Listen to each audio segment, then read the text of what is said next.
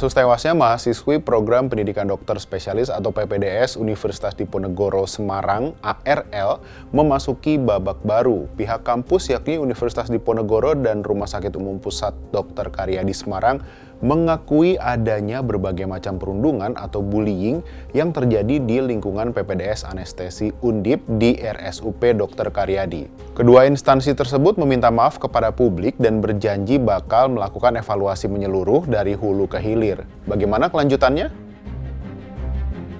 Adapun pengakuan itu disampaikan Dekan Fakultas Kedokteran Undip Ian Wisnu Prayoko dalam konferensi pers di kampus Fakultas Kedokteran Undip Semarang Jumat 13 September 2024. Dan kami mengakui bahwa di dalam sistem pendidikan dokter spesialis di internal kami terjadi praktek-praktek atau kasus-kasus perundungan dalam berbagai bentuk, dalam berbagai derajat, dalam berbagai hal. Dengan demikian, kami memohon maaf kepada masyarakat terutama. Kami memohon maaf bila masih ada kekurangan kami di dalam kami menjalankan proses pendidikan khususnya kedokteran spesialis ini. Ian mengaku berbagai macam perundungan yang terjadi di PPDS Anestesi, salah satunya mahasiswa diperkerjakan secara berlebihan atau overtime. Dalam satu minggu misalnya, mahasiswa PPDS Anestesi bisa bekerja lebih dari 80 jam. Alasannya ini dampak dari penerapan kebijakan operasi elektif 24 jam yang diberlakukan RSUP Dr. Karyadi.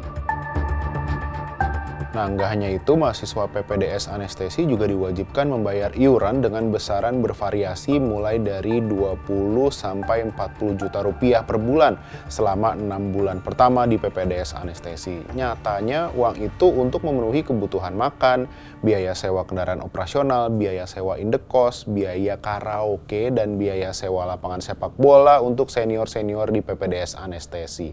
Ian Wisnu bilang perundungan seperti ini sudah lama terjadi bertahun-tahun di Undip. Bahkan dalam kurun 2021 sampai 2023 ada 3 mahasiswa yang dikeluarkan karena jadi pelaku perundungan. Tapi anehnya kok tetap berlanjut ya?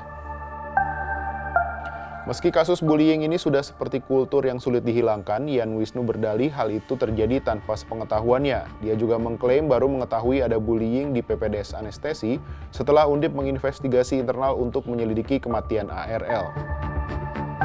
Saat itu pihak Undip mengumumkan kepada publik terkait hasil investigasi yang dilakukan selama 3 hari dimulai sejak kematian ARL Senin 12 Agustus 2024. Mereka tidak menemukan fakta soal bullying terhadap ARL.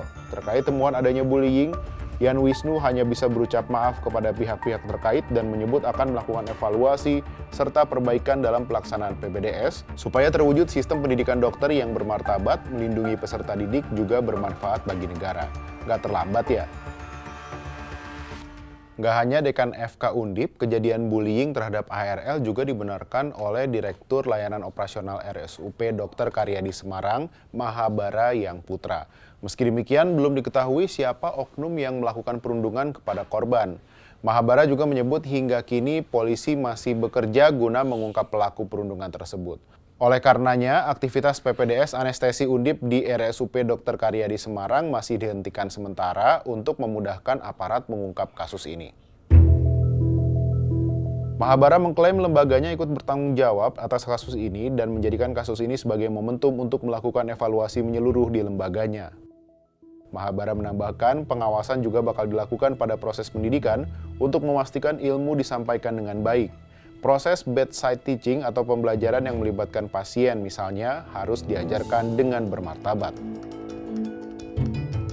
Namun Mahabara menampik informasi yang menyebut RSUP Dr. Karyadi mempekerjakan mahasiswa PPDS apalagi sampai overtime. Mahabara menyebut kegiatan yang dilakukan mahasiswa PPDS di RSUP Dr. Karyadi merupakan bagian dari proses pendidikan. Kini kasus perundungan ini sudah dalam penanganan Polda Jateng. Belasan orang juga sudah dimintai keterangan termasuk keluarga ARL, teman satu angkatan ARL di PPDS Anestesi, petugas Kemenkes, dan staf Kemendikbudristek. Harapannya kasus ini segera menemukan titik terang dan bisa dituntaskan sehingga praktik perundungan dalam institusi pendidikan tak terus berulang. Sampai jumpa di Bahas Peristiwa berikutnya.